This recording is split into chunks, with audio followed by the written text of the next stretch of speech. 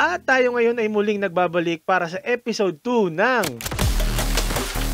Uy Aris, pa-edit. Rektahan na to, wala nang masyadong intro para sa ating unang edit request coming from Sheena M. Jordan. Patry daw ng picture na to. Sabi ko, anong gagawin natin dito, ma'ams? Sabi niya, kahit celebration lang. Ganun kasimple ang request, no? Sana ganyan palagi yung request nyo, no? O, huwag na natin patagalin. A few moments later. Bang! Happy graduation sa inyo! O, diba? Happy yarn? Teka, ate. Nasali ba to? At may nagbibideo ba? Para sa ating second edit request coming from Tessa Salem, subok lang daw. Ano kayang gagawin natin dito sa picture na to? Kung paano daw kumalong ang maharot niyang nanay sa lasing niyang tatay.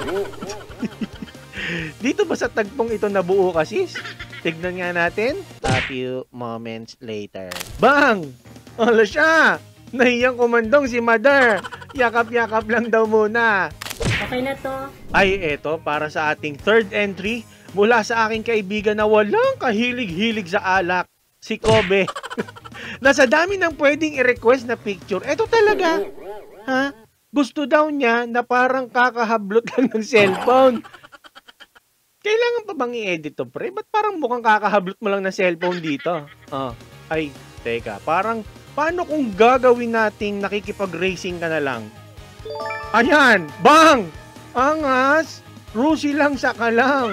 Kaso parang mukhang di talaga pang racetrack eh, no?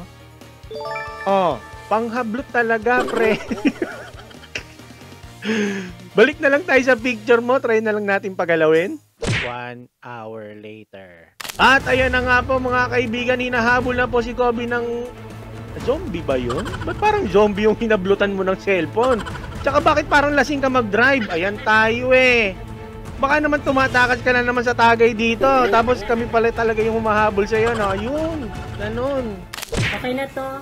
Para sa pang-apat na edit mula sa aking kaibigan na walang kahilig-hilig sa gaming, si Jock. Ang sweet naman. Ano kayang gusto niyang ipa-edit? Uy, Aris, pa-edit yung bigla sanang nag-UFC. Ang sweet-sweet nyo sa picture eh, tas gusto mo mag-wrestling kayo. Ganyan. Putol pa yung kamay mo. Isa pa. Ayaw talaga ni ChatGPT ng away. Isa pa nga. Ayaw talaga, pre. Balik na lang tayo sa picture mo, tapos tignan natin kung saan naaabutin. Ilang kembot ang lumipas.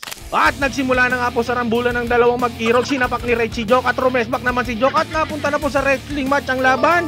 Nagkatadya ka na po mga kaibigan. Walang aawat ha. Ang intense.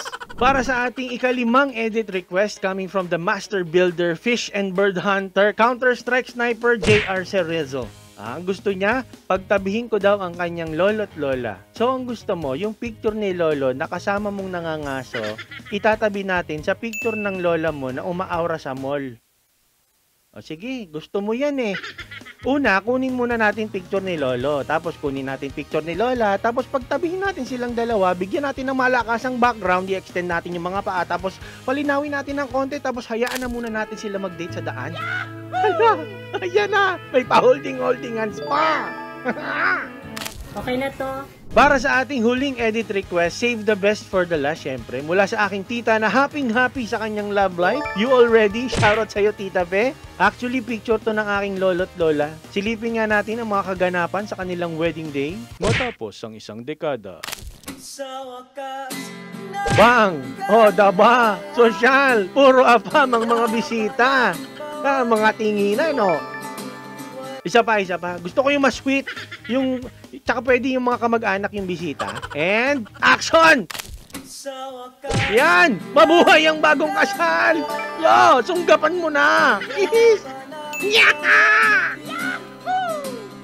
Grabe yung mga request nyo ha. Paano hanggang dito na lang muna. Comment down below kung may mga picture kayong gustong ipa-edit o ipa-generate sa AI. Walang mag-PPM ha. Tigilan nyo yan. Stop it. Mag-comment below kung gusto nyo magpa-edit. Ang mag-PM may bayad. Aray ko. Kita-kits sa susunod na Uy Aris, pa-edit.